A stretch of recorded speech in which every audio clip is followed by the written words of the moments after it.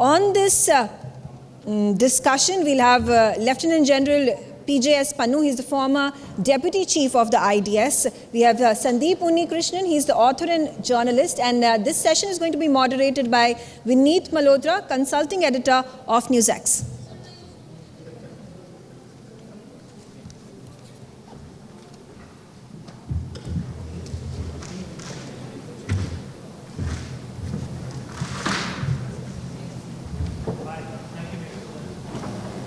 Thank you, Megha, for that introduction. Sandeep, General Pannu, thank you so much for being here. We're used to talking to each other on shows on TV. I've had this opportunity with you for the first time, and we are talking on a day which is not only festive because of what happened yesterday, but also it is going to open up a new paradigm, a new circumference in terms of what India views this feat to be. How is it going to impact our space age, the ecosystem of space related to defense? I'm going to start with you, sir, first.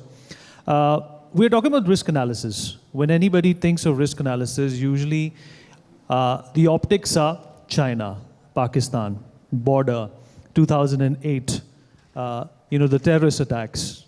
Perhaps to some extent, even Manipur has started to come into that periphery, that image that India is secure from China and Pakistan.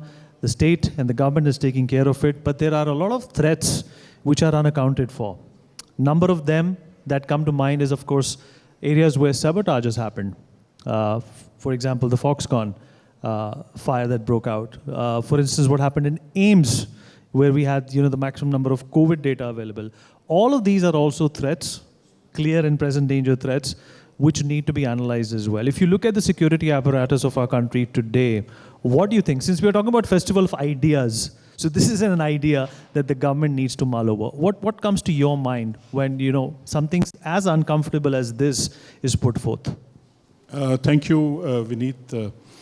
This is a complex subject of risk analysis. To talk about the risk is risky enough because what you identify as risk and admit that it is risky for you, and you are looking at it, obviously those who are the ones, your adversaries, would be noting exactly what you think is a risk and what you've omitted. And not to talk about risk is even more risky, because maybe you're brushing a lot of problems under the carpet, and then you're not even preparing for it. As you mentioned about the good news yesterday that India lands on the moon. ISRO and the Indian technology and Atmanirbharta and indigenization is all now being spoken about as of yesterday that we have arrived. But also, when you're growing tall in stature, the world looks at you. In fact, there was a very interesting comment by a British brigadier some time back. He says, I'm very surprised that India has a space program and also poverty alleviation program at the same time. So it means you were generally recognized and seen as a nation struggling in poverty. But now that you have aspirations on space, so people found it quite a dichotomy at that time. I'm not saying things have changed or not changed, but once your stature shows up in the world, you actually create more competition outside. And when you say competition, it means the risk also is there that the tall person gets knocked off. And I think number of attempts would be made to say, yeah, India has actually achieved a lot, but these are the things. And of course, there will be challenges which we can talk about when you look at the risk mapping of a country. We have finite borders. I call them frontiers because there are land frontiers and the sea frontiers, and we have island territories to defend. We've had a problem of proxy war and insurgency. We've had problem of dealing with our neighboring states. From there, we've had issues or not issues. The Maoists actually had almost 1/3 of the country was affected in the Red Corridor about a decade and a half back. Today, when you look at the number of factors that we have to look at, we certainly look at the adversaries, and two major adversaries that everybody knows is China and Pakistan. And Pakistan has been a traditional adversary, and it shall remain so. Pakistan has been a Western constituency ever since it got created. Actually, it got created as a Western constituency. And later on, of course, in particular, a US constituency. And they have been using Pakistan for meeting their ends of great game. But in India, I think most of people did not realize that we are part of the great game. But I think with PACOM, that is the Pacific Command this side and Central Command that side, they did whatever business they did with Pakistan and armed Pakistan for their own purposes against Russia. But what Pakistan did was they used the same assistance, that military assistance or whatever kind, against India. Pakistan is a state in dichotomy and denial, and they can only survive if they have a notion of enemy, and that is India. And that is not going to change. In fact, today, Pakistan is more dichotomous. Pakistan has more problems. Now, from being a constituency of the West and the US, they're turning into a constituency of China. And once they become the constituency of China, again, bigger adversary, technology-wise, military-wise, claim-wise, all that the elements are going to be put together, which will translate into a threat to economy, to technology, to the industry or commerce and trade. So we are going to have a stiff competition, not only which is direct security implication, but also in the larger understanding of challenges and threats emanating from these two states put together. So I think the situation is even worse as when we talk about the adversaries, and I think time will tell how we're going to deal with that. Right, absolutely. You have actually hit the nail on the head. The notion, Sandeep, of having an enemy and basically surviving, leeching off of it is the state policy of Pakistan. But at the same time, you made a very interesting point when we were speaking offline, that this is perhaps a very dissimilar scenario for India in the terms that, for the first time you've had a very recent superpower standing and staring us down at our gates and our borders. And a lot of the disturbances which we have seen in some of our states as well, including Manipur, through a lot of intelligent corridors, are being attributed to China. Absolutely, Vineet. Thanks. And how I see it is, like the conversation we had a little while earlier, is that we have never dealt with a superpower or an aspiring superpower on our doorstep. Now, if you look at India from the boundaries that we inherited from the British would never allow a major power to come close to India, which is why the Wakhan corridor, sir, you're aware of that. They built the Wakhan corridor to keep Tsarist Russia away from India. They were very clear about their frontiers and borders. And in our case, what has happened is we have kind of, in the last couple of decades, allowed ourselves to come into a scenario where you are confronted not with one nuclear-armed adversary, but with two nuclear-armed adversaries who are in a collusive relationship. So if until now you were playing in the Ranji League matches, until the last 50 or 60 years, today you are in the World Cup League. You're facing China, which is on your doorstep, which has over the last 10 years hidden its might, bade its time, and today is now presenting itself as a military threat on your borders. And even as we speak, there's something like 2 corps, 60,000 soldiers on the Ladakh front. There is an equal number in Northeast. This is the kind of pressure that the Chinese have kind of built on us. And the range of threats that they present to us is not just a battle of attrition. It's something as similar as a few months back, the Indian Army, I can share this, that the Indian Army went shopping for counter-drone systems to counter swarm drones, because there have been reports of swarm drones, small anti-personnel drones being spotted in the Northeast. And that is the kind of threat that you're seeing on a daily basis. The Chinese have been using this standoff, which is 3 years down, entering its 4th year, to deploy a lot of technologies of the kind that they would use against us in actual combat. And how the Chinese work is very simple. They hide your strength and bide your time, as Deng Xiaoping said. This is exactly what they've done over the last 10 years. Or if you look back at their arming of Pakistan with nuclear weapons in the 80s, General Pannu has covered this. They've built up a kind of thing of allowing, firewalling India into South Asia. Till the time they could bring their economy up to scratch, build up their infrastructure, come on the border, and once they built up their infrastructure, they've pushed their armed forces forward to present a threat. And the threat is much more than, like I said, more than just military power. It's also cyber attacks. It could be, instigating northeastern groups. They have had deep linkages with the countries of the Northeast, and all this, and we have 4,000 kilometers nearly of unsettled boundaries with China, and this is the world's longest unsettled boundary.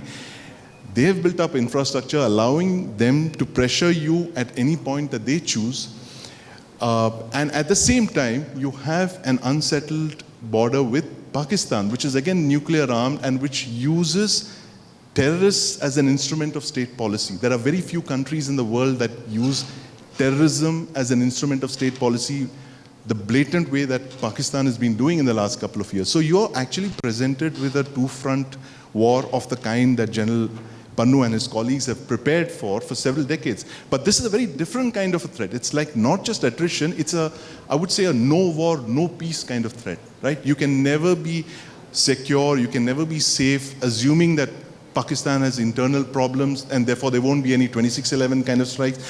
I argue that there could actually be more terrorist attacks. Just to distract the people within. To distract and unify. Because what China does as well. Which is what China does as well. And when you talk of instability within China and Pakistan, I get a little worried because then you start looking for external enemies, right? And nothing to unify your people better than an external enemy. China regards us as an enemy. Pakistan, of course, the very existence of Pakistan is centered around hatred for India. You can see the kind of messages that came out yesterday when Chandrayaan landed on the moon. But this is par for the course. And the real problem in Pakistan that we have is that the Pakistan military seized power somewhere in the 1950s. It's never given up power. And it's always been in the driver's seat, irrespective of who the prime minister or the president is. So we are living... Absolutely. Before you take that next question, Vineet, we are living in what the Americans call a VUCA world. Volatile, uncertain, what does C stand for? Combustible and... Yeah, perhaps and combustible. ambiguous, yeah. Right. General Pannu, the next question obviously is, the Americans, as Sandeep mentioned, have the Homeland Security Department. They have arrangements for threats which can be perceived and the ones that cannot be. Does India also need to have something similar? Because there is a dichotomy. There are few blurred lines between what the army is supposed to do and what the state is supposed to do. Who's supposed to figure this out? We need, before I come to India and how we manage our borders and security, I would just like to add 1 or 2 points about how Chinese are preparing and how they are looking at India. It is a matter of assessment. What reports come in is another matter. China has never tested its military power. It has built the industrial complex, which is now defense industrial complex, through reverse engineering or it being called the factory of the world, has churned out Chinese equipment of the kind that they haven't tested, they have only demonstrated. And therefore, we have no respect for the Chinese soldier for the simple reason they say, our soldiers are battle hardened and they're all on the borders, our ITBP and army are on the border, we've fought Kargil operations and we are on Siachen Glacier and so on and so forth, so the Chinese can't do anything about it. Chinese listen to this. They would want to test their equipment somewhere. In fact, all the defense industrial complex of the world actually manages the business of warfare in a manner that you must get an excuse to fight so that your military equipment get tested. And if it is proven successful, then you are open to the global sales. And I think that is where the danger comes from as far as China is concerned. Political, diplomatic intentions, border problem being here and there is, because if you don't take your nation to war, how are you going to say the Chinese equipment, even when you talk about the Western world, how the Western equipment is very good, how are you going to show on the television how you can fight a remote control precision battle unless it is shown and demonstrated and you win territories? Similarly, as far as Pakistan is concerned, Pakistan has been really a test bed for foreign equipment. They tested that equipment. A lot of Chinese equipment is also now coming into Pakistan through proxy. Even if Chinese directly don't fight with us, they would expect somebody else to fight with us to test their equipment. And I think that is where we have to prepare ourselves. That might feel that in 1999, we had the Lahore diplomacy. Everything was fine, We had nice, warm things exchanged. Within a few months, we had Kargil in 1999. The Pakistanis were all over. And after that, we celebrated our victory in Kargil. After that, 814 was hijacked. And then it just goes like this, that you prove a point and you think that you're on top of a situation, the situation changes. Similarly, what happened? In 2000, okay, there was some stability. In 2001, what happened? We had Agra visit. After that, there was a bomb blast in the Kashmir assembly. Immediately, parliament attack. This is how 2001 was built. And then the entire might of the Indian armed forces is put on the borders, including on China border, because both can come together and create a situation for us. But to point here that you are taking me to is that the provisions of the Union War Book were never invoked, in which the paramilitary forces and the forces which are actually under the MHA were never put under command of the military. And if this is not how we are going to coordinate our matters for the border war fighting today, you have the ITBP, you have the MHA, you have one border, one force, but the point is the responsibility, is it of the military or not of the military? Is it of the MHA, not of the MHA? I think this is where you have brought me to, through experiences, that it is a cohesive intelligence. We have assessments, but we don't have reports coming on time, and therefore we get surprised. We got surprised in Kargil, we got surprised as far as our Galwan incident, as popularly it is called. How do we get surprised? We make assessments, we don't have the reports. So cohesively, India has to come together as one nation. We need to have better intelligence, we need to have better reaction, we need to have better organization, and we need to have better command and control structure, as you're talking about. What we have, what you call, is another matter. But I think cohesion is something at national level. It is one nation, and we need to have complete nation going to war in a coordinated manner. Well said, sir. Sandeep, while General Pannu was explaining this intricate point to me, another thing that came to my mind, if you remember a few years ago, the Indian government decided to limit Chinese exercises into our businesses as well, investment into our banks also. You think that's another level, another ecosystem of threat which we perhaps, are not prepared for? Absolutely, Vineet. And in fact, this is a dichotomy here, that you're looking at China, which is India's second largest trading partner after the United States. It's something like $110 billion worth of bilateral trade, which is also your single biggest security threat. And he's also supporting your secondary threat, which is Pakistan, which is kind of... Do you think the Americans are smarter because they're cutting down on their agreements with China, slowly and steadily? They are. They've kind of figured. See, the big deception... Whereas we have just banned the apps. We've banned the apps. We're trying to extricate ourselves from this stranglehold of Chinese trade, which is what this hide your strength, bide your time is exactly that. The Americans rushed into this relationship with China in 1972 because they wanted to counterbalance the Soviet Union.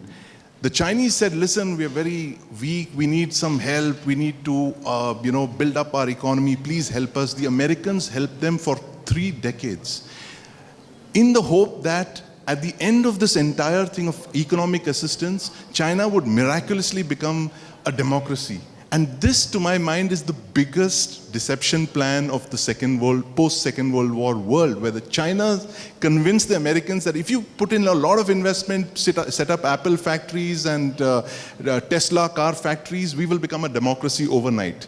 I don't know how the Americans bought that line. Today, China is a bigger dictatorship than it was, say, 50 years back. China is going back to where Mao was. And Xi Jinping is not Gorbachev. He's another Mao, right? Very as clear as that. And fortunately for us, we started waking up a decade ago. And today, about 3-4 years back, we are now in a full thing of... When you say a decade ago, do you mean under the current regime? Well, in the current regime, I think they've had a better assessment of China's where China was headed. And I think it was helped partially by the fact that Xi Jinping took over about a decade ago. And the assessments, the initial assessments of Xi Jinping were that he's not a moderate, he's not, a kindly avuncular figure. He's another Mao. And very clearly, he's the first Chinese figure, as I was telling you. He was the first Chinese leader since Mao to repeatedly appear in combat fatigues, right? And I think a lot of the surprise that General Pannu was mentioning, why we constantly get surprised, is at times we are a little gullible. We saw two faces of Xi Jinping. We saw the business suit Xi, and we saw the combat fatigue Xi. And we thought we could do business with the guy wearing the business suit. Little realizing that there's a guy... Perhaps also saw him on a jhula.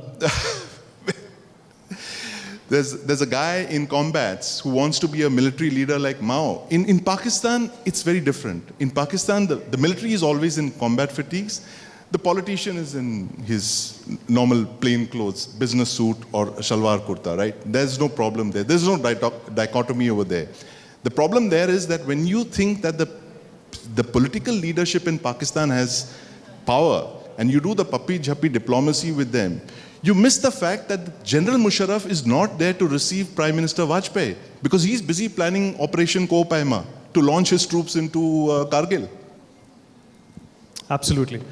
General Pannu, are you worried that there are recent reports coming out, very valid, very palpable reports that China's economy is going down? Do you think this is perhaps a vulnerability which China is going to try and insulate by instigating India? I've been hearing these reports, and these reports are all over. And I think the subject on which we are talking about is the risk mapping. I think one of the risks is also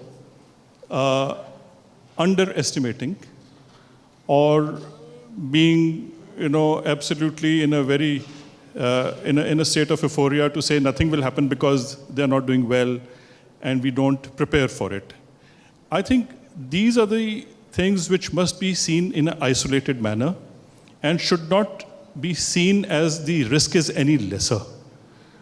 A weak enemy is worse, a strong enemy is worse. It can be either way because adversary is adversary. Many times diversion happens when things are not doing very well internally in a country. There is a diversion outside. So I would not say weak economy gives me happiness because then I can, relax and the risk is lesser. I think the risk is even more. Yeah, they need a distraction maybe. And in this particular case, it is extremely important that in India we need to constantly keep building a comprehensive national power. We don't have to look at anybody else. Every country has a military. And military is based on the wealth that you have. Wealth is based on prosperity, and prosperity is based on the judiciary system. And I think if all these add up together, we will be able to build comprehensive national power. And I think there we can say that now we are more comfortable in handling the risk. Otherwise, I think it is a risky business if we don't build comprehensive national power. Well said, sir. For more such videos, subscribe to the NewsX YouTube channel, hit the bell icon.